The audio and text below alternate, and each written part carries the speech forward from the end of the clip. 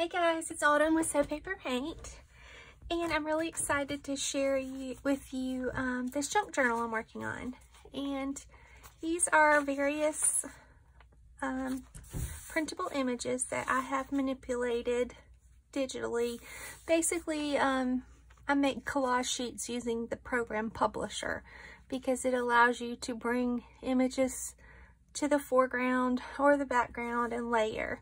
I don't have Photoshop or anything fancy, I just use Microsoft Publisher. But for instance, this was a PNG, meaning this owl, meaning that it was a transparent background image.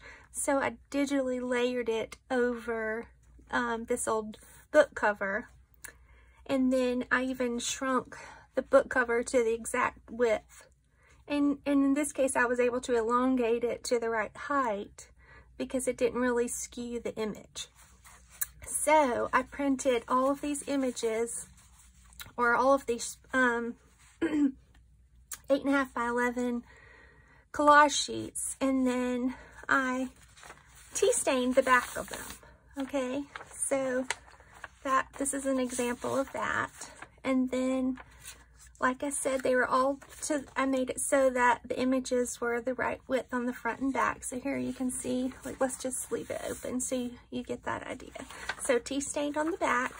I've layered a sheet of handmade paper, and here's another tea stained back collage image. I folded all this in half and stitched it. Okay, so there's one, and here's another. This one, let's see. I thought it would be really cool for that huge dragonfly just to fold across the page. So I'm going to show you really quick before I get carried away what I did once I got, okay, so let's say this is my print, and obviously you have that white border that the printer won't extend to. So I've tea stained the back, and all I do is just take my ruler and line it up, and then I tear. Doesn't always tear perfectly, and I'm okay with that. I actually prefer that. If I really don't like, a section, I'll just tear it off. Or, worst case, I do that old trick we did in grade school. If I have a section and I can't quite get the ruler, I'll fold it and lick it. Lick it, and then you can tear it. I don't know if you guys remember doing that, but I mean, it works, and it's a way that you can get beautiful raw edges. And then when it's, when you see the reverse, that tea stain just shows. Now, another thing I've done, so with this dragonfly, I just wanted a little bit of a border because it just seemed so plain to have it just this pale color against that. So I'll show you how my trick for that was just to take my craft mat and tap a little ink, spritz it with water, and then dredge the paper through. And then that just makes a bit of a border. Okay, I would let that dry. Now, let me show you the handmade paper. I ordered an entire package of this handmade paper, and it already had that really pretty brown edge. So it was too wide for my book.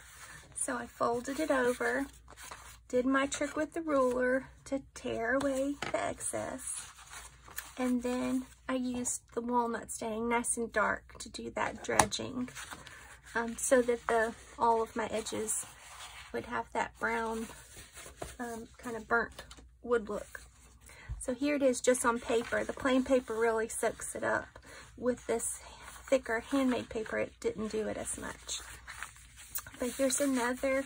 So let's see, this was one collage image, this was another, and this was another. And this again was separate, and then that one I just did all the way across the bottom. So that's how I made my own papers. using the digital images. And here's the third signature. I just really love this tea stain. It's just so pretty. And I was also going to say I have added a little color burst to my tea to get it a darker color, and that works super well. Now this is sepia, any color. You can use Paper Artsy infusions, you could use brush show powder. I mean, any color you can think of, you can dye paper, and just get a boiling pot of water, not too much, maybe a cup or so, cup and a half. Put your powder in it until basically I use a foam brush and I just test it onto the paper. When I get the saturation of color that I like, I just slather the paper down. And then at the end, I went in and did this flicking motion, and that's how I got some of these puddles and dots, okay? So it's just a fun technique. So see, here's where my ruler didn't quite tear evenly. So I just, you know, tear that off. And I just feel like that gives such a pretty handmade paper look to simple copy paper. I mean, this is the cheapest paper you can buy. This is copy paper that's printed in color. You can do two-sided, but I find the white borders don't line up on the front and the back, so then I'm tearing, and then I still have a little white, and I can't quite tear it off if it's too thin. You know, it's just more complicated, so I like to just do one-sided, and then I can always go in and add my collage by just using more copy paper cut out and gluing it to the blank space, or just laying it. So there's that signature. And the final signature, another book page. Again, I elongated it. You don't see anything looks skewed. Now, I mean, maybe an owl would. It might make it look funny if you, or certain images might look funny if you alter the dimensions too much, but I think book covers are pretty safe. And so, very simple. Okay, so I'm going to show you how I'm going to put this together. I have an old Baptist hymnal that I've taken the original papers out of. Then I have torn a strip of canvas to overlap almost an inch, maybe 3/4 of an inch on either side of the spine. And let's see, where did my glue run off to? Okay, so what I'm going to do is simply cover the spine with this glue. This is Beacon 3-in-1. The Beacon mixed media glue is almost exactly the same. If that's what you have, use it. So there was a little cardboard here and I just tore it off. Okay, so I'm gonna make sure I've got my stitches on, you know, there's a back and a front to the stitch, so I want my stitches to look pretty. They're just decorative. The stitches don't actually have any use other than to look pretty. So I'm going to try to get this as straight as I can. Obviously the torn fabric's not perfect. It's not going to be completely straight. And then I'm going to come in. I like those hanging threads, so I'm just going to leave them. Now I do want to say, I forgot, I'm sorry. This is handmade paper I got at Joann's. They had a whole new release of handmade paper recently, and I picked up this sheet. And I just cut it to the size of the original paper lining.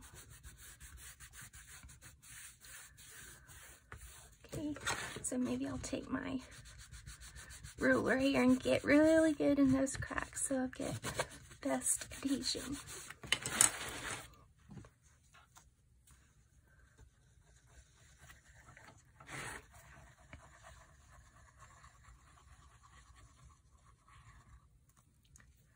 This glue I find like will bubble out if you're not careful, so I try to like make sure that the air flows through and leave the cap on it. It does also have a bit of a strong odor, so I think those things help. And you can find that glue at Joann's or Hobby Lobby.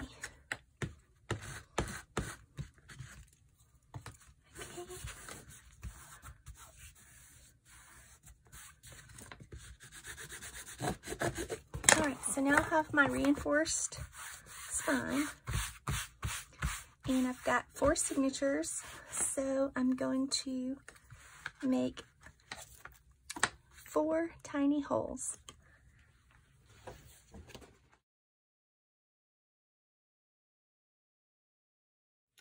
Okay, I'm going to show one more time because I feel like I'm not done the very best presentation on the signatures.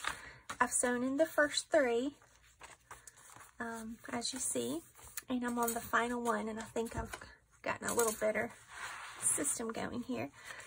So I'm just going again to line up the insert, and I'm going to pierce where the center hole, and where it lines up, where the thread hole on the paper lines up with the pre-punched hole here, okay? And I'm going to pull that up. This, your thread needs to be 3 lengths of your book, okay? Then I'm going to go to the top. I'm going to pierce that hole. Then I'm going to open the book up, pull on through, and line up again where I believe that hole kind of matches, okay? And pull that through. Leave it.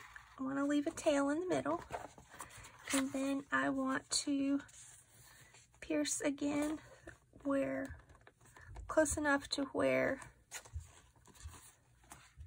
that hole is, okay? And there's the hole. And I'm going to come back through the center.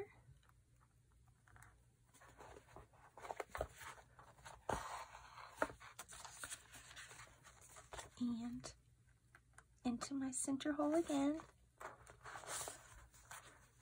And okay, I'm going to have one tail on each side, and then you want to pull those in opposite directions to get your stitches nice and taut. Make sure everything looks nice, and just tie a double knot.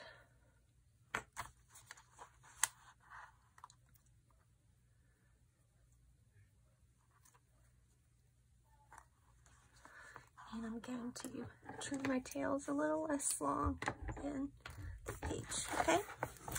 Any of these threads that I left, I love leaving the dangling threads. I just want to pull them out from my sewing, and I want you to see those stitches.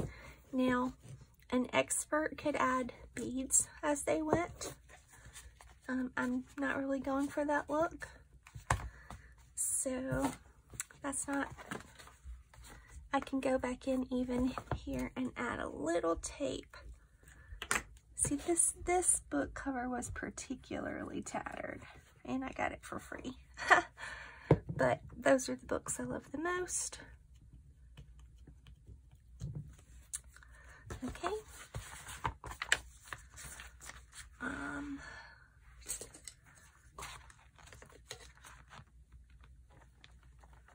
Get that glue in there. Alright, so let's have a flip through.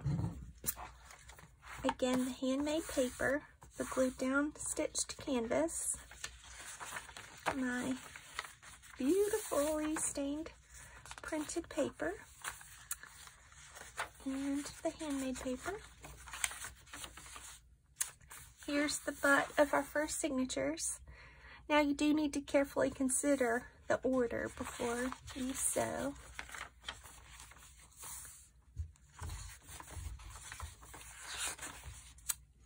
See?